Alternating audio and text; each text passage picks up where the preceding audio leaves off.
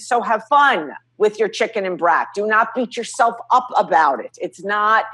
This is not stuff to beat yourself up about. Have fun with hearing them and then getting yourselves in promises and consequences. And even when you break the promise and have to pay the consequence, and that's annoying, the moment you pay it, you're back in integrity and you're back to square one again, and you're winning already.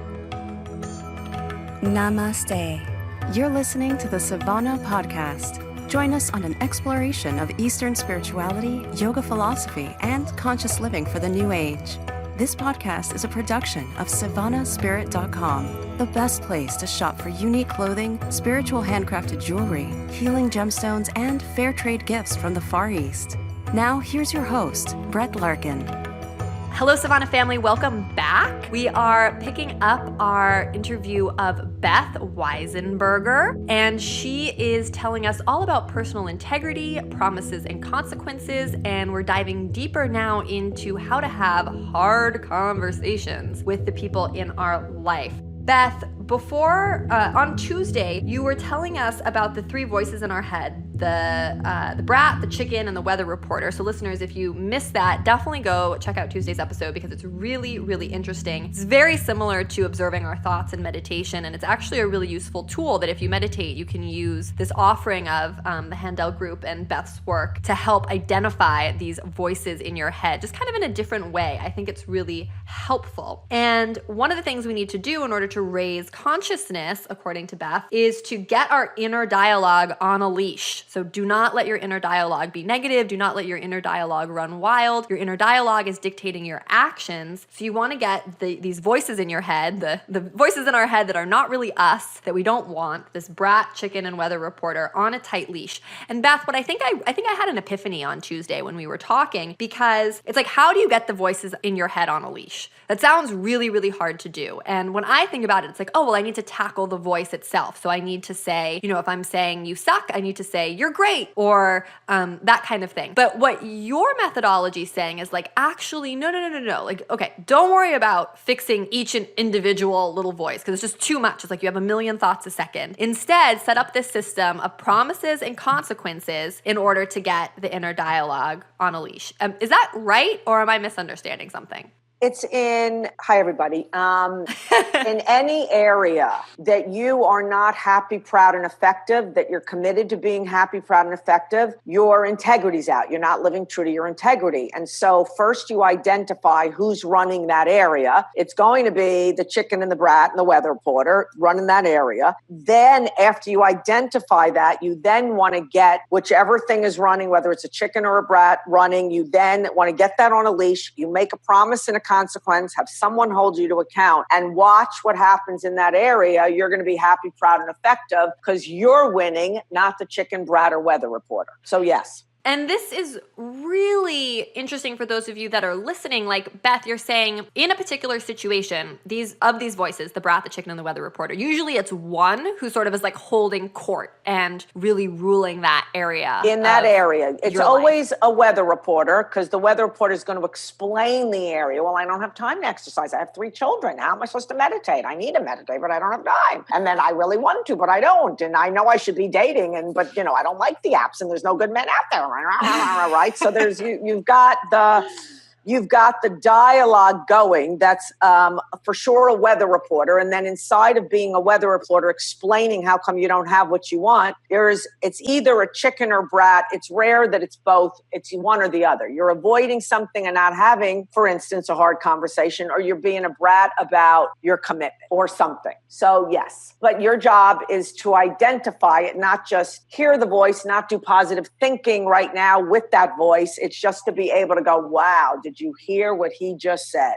And then to implement this promises and consequences framework to change Exactly. Like, enough already. I'm sick of this. I want to lose the 20 pounds. I've had it. What's the promise? What's the consequence? Who's going to hold me to account? And the moment you put that structure in, it's pretty much done. You're going to have the battle. There's going to be days you don't keep it. Pay the consequence. It will hurt. And then you're right back with integrity, right? You're right back with the integrity. And then the consequence, if it stings enough, you will likely not ever have to pay it again. If it doesn't sting enough, the rule that we do inside of our coaching is if the person breaks the promise twice, you got to up the consequence. And this idea of having someone else that's going to hold us to it seems so critical, because otherwise you could just kind of cheat and lie to yourself. You're just going to lie. We're all sleazebags. Come on. We're going to get away with it. We're going to lie.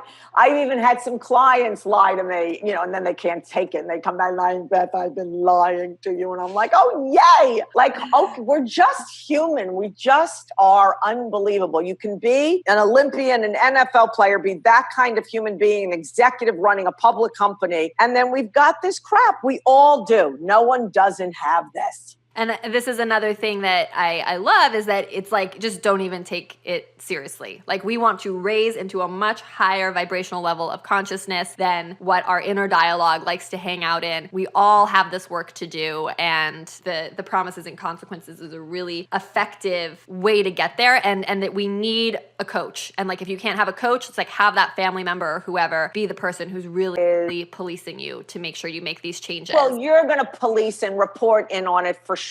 But yes, it just works, right? It's just going to work, and you're not going to want to. But it is you've tried everything else, right? How much longer do we really want to discuss that anymore? You're just not in action about it. Right. And because I've done your work, and I've done your Design Your Life program years ago, what's interesting is that, because we want to come back to this idea of how do we get rid of the voices, right? It's like, once you start keeping your promises, what I've found is that negative voice sort of dies away naturally, because all of a sudden you're really proud of yourself. Is that what you found? Really, be careful. No? So one of my NFL players, current NFL player, said, Beth, the week before was really good.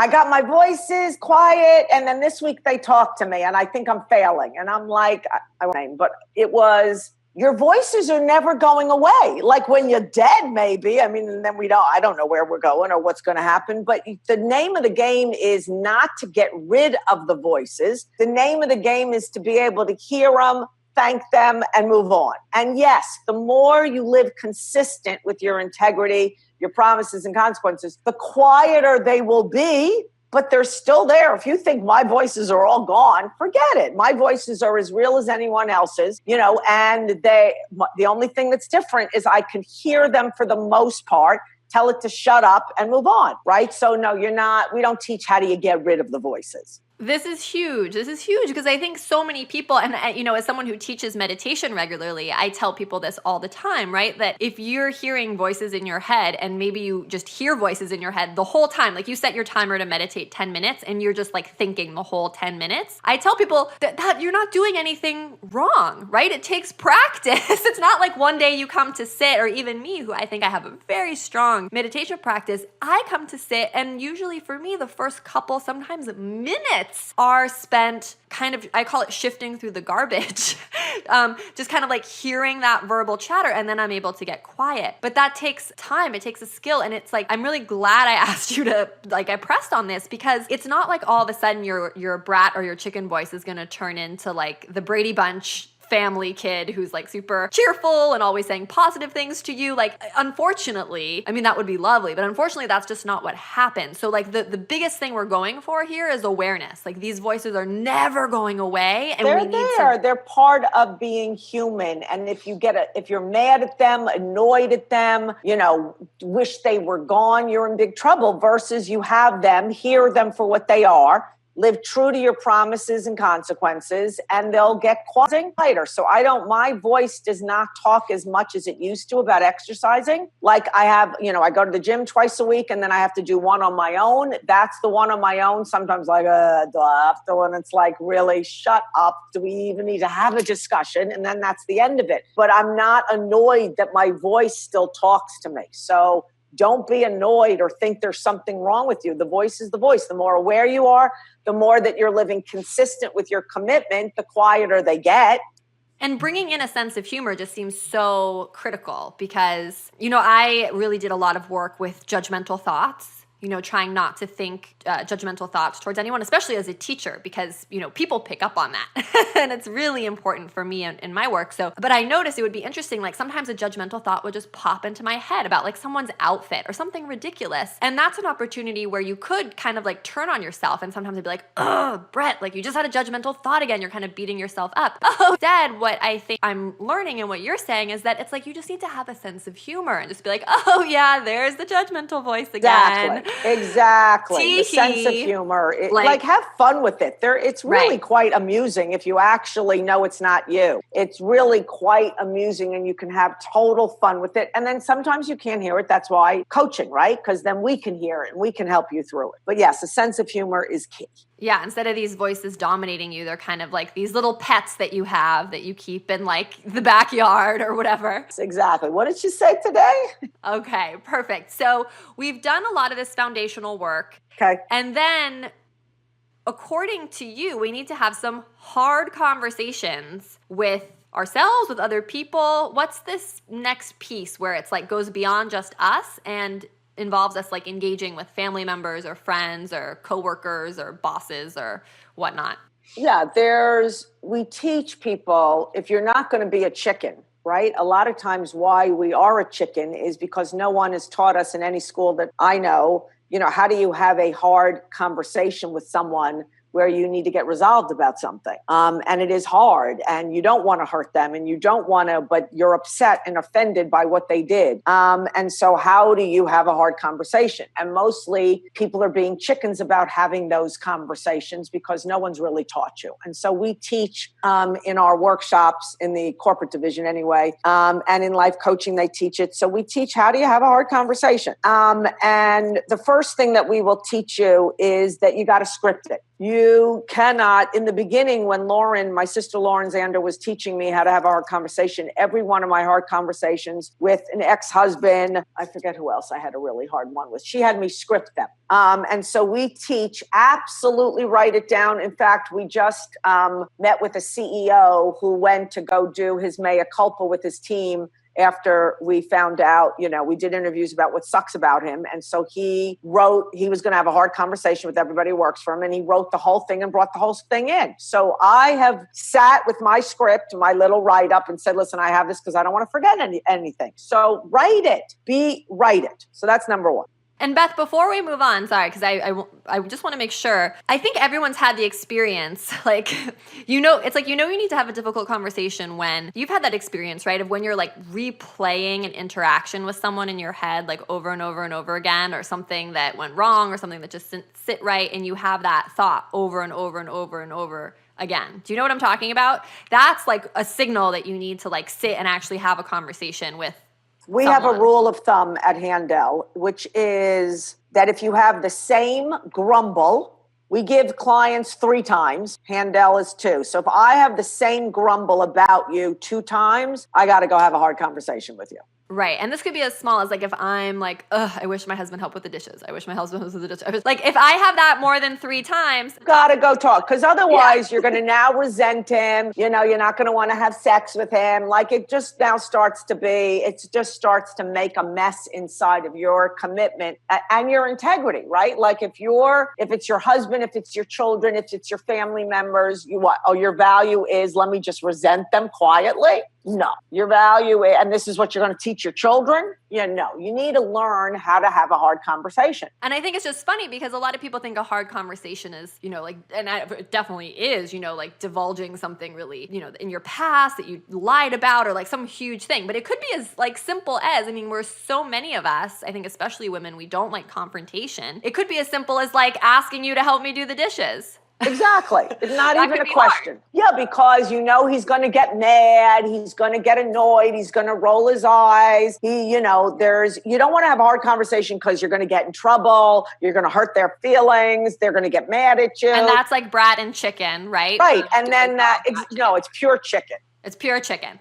Okay. It's usually chicken. It could be bratty, I take that back. It could be bratty, but it's usually chicken. Like, you're annoyed with your friend who always is the one who asks you, where do you want to go to dinner? And then she never listens to you. She goes where she wants and it's never what you want. And you're like, fine, I'll just pick my fights. I'll go. And then you resent her. That would be, you need to have a hard conversation. Like, really? This is your friend and you're going to let her get away with this and then be mad at her quietly? No. Okay, so I'm glad I stopped you because this is really helpful and really important that it's like, if you have that thought more than 3 times, or a grumble, you called it. 3rd time, you got to go deal. You got to go deal. Okay, so it could be something very simple, just like the dishes, but I'm going to script out what I'm going to say.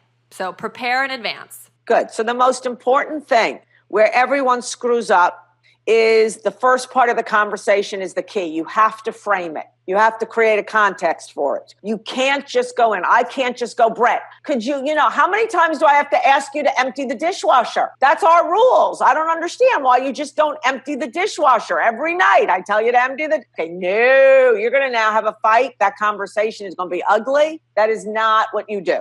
You can't just go right in and attack. Okay, that's where most of us get in big trouble and why you don't want to have any more hard conversations because you've sucked at them. And Beth, wouldn't you say that most people get to that breaking point of like yelling like that when they've also waited, like they've had that grumble like 70 times instead of 3, and that's what causes the outburst? Exactly, for sure. Right. But we would tell you don't start that way anyway. So the hard conversation might go, Brett, listen, I need to have this conversation with you. I don't really want to have the conversation, but I'm committed to our partnership and our effectiveness in our house. And I've noticed that there's something that's been annoying to me, and I've been a complete chicken about discussing with you because it's so small. It's almost embarrassing that I even have it, except that we do better when we're in communication and dealing. And I know you would want to know this from me anyway. So one of the things, Brett, that we've agreed to is that unless we've changed it and I don't know about it and then we should change it, is that on the nights that I cook, you're in charge of cleanup. And I've noticed that for like the last 3 times I've cooked, you haven't. And so I've started to get mad at you, and that's not my commitment. But I've also been a chicken to come and have the conversation with you. So some version of that. But it's got to be with a frame. And the frame in that one was like that I'm really committed to our relationship. They're always like that, right? Yeah. They're always. So like if you're my friend and you're the one that like always picks the dinner and never listens to me, I would go, Brett, listen, I love you. You know I love you. We've been friends for friggin' years. But I noticed that I've started to be upset about something and I haven't said anything. And that's just crazy because I love you, you love me. And, we've been best friends forever. And so I want to tell you this thing that's been upsetting with me, to me, and let's work it out. And then if you have anything that you're upset with me about, you should let me know. I would assume you might have a few things. So when you ask me where we want to go to dinner, I don't know if you do this, but you ask me and then I tell you and then we never go there.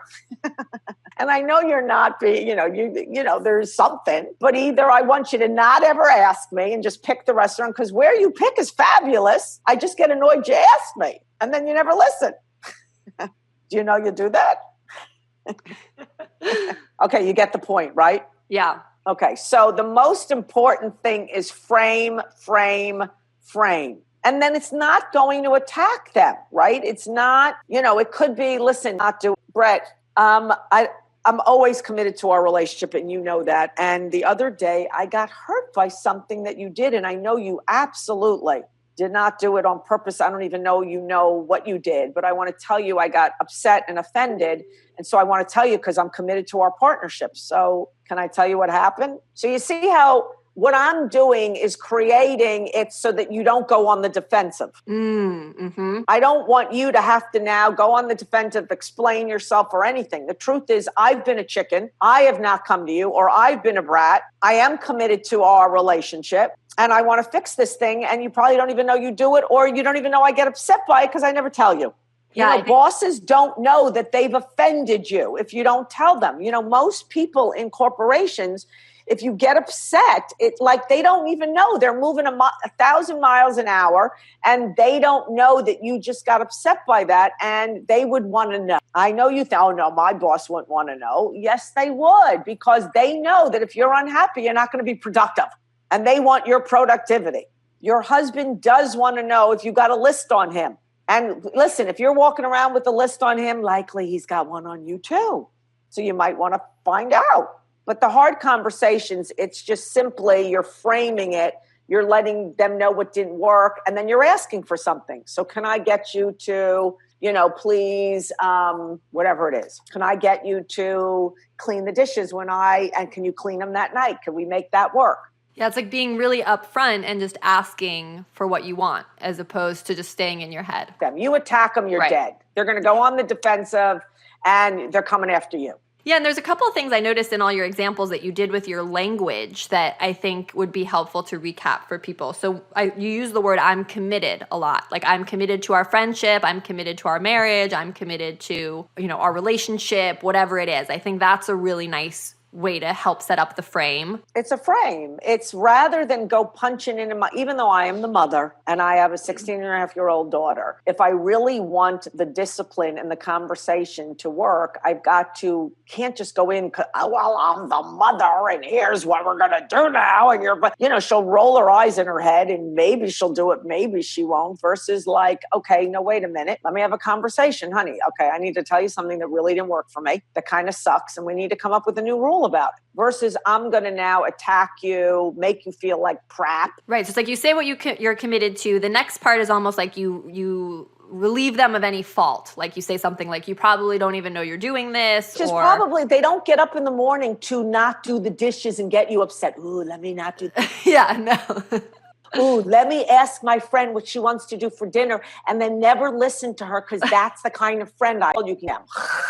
Okay, really? Okay, sure. There are some real jerks in the world. You can give me the examples. Of course you can, of the real bullies, of the jerks, of that. Okay, but let's assume we're not talking to them. Right. So you resolve them of fault. And then it's almost like I noticed in your examples, you own that it's something that you've been thinking about that you haven't said out loud. Like you own that piece of it. Which is true, right? It's definitely true. Everyone who needs to have a hard conversation, likely you've been grumbling for more than 2 times, right? So you're going to have to own your part in it. Like your part in you could have gotten this resolved months ago. Owning your part. Yeah, I like that. Own your part, and then you have a little script. Right, and then you want to get it resolved. Like, what's the new rules? What's the new agreement?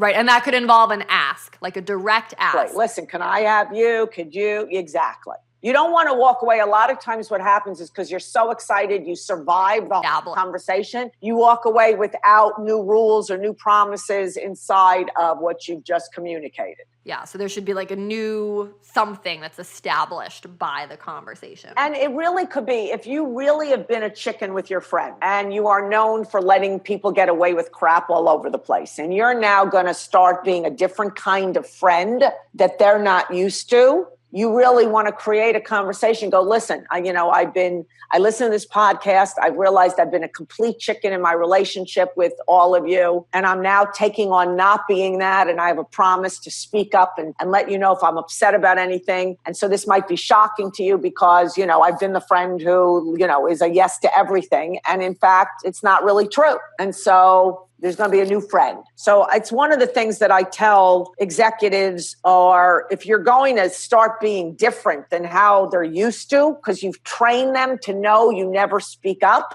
now going to start speaking up, you better warn them. But this is the new me. And if you don't like it, then, what am I going to do? I need to speak up, and you want me to speak up.